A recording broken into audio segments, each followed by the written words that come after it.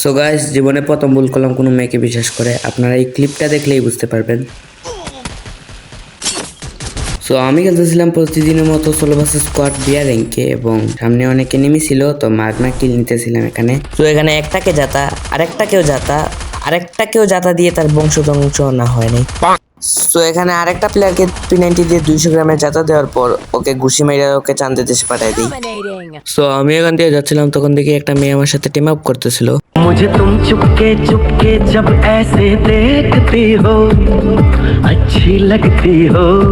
না গাইস, মেয়েদেরকে মোটেও বিশ্বাস করা যাবে না, তাই আমি ওকে টোকেন দিয়েছি যাতে ওই টিমমেটকে রিভাইভ দিতে পারে, কিন্তু ওই রিভাইভ দিতেছিলই না, আমার পিছনেই পড়েছিল। সো আর কি করার, বুকে বই নিয়ে যাচ্ছিলাম আমি জিপলাইন দিয়ে, তখন দেখো মেয়েটা আমার সাথে কি করে।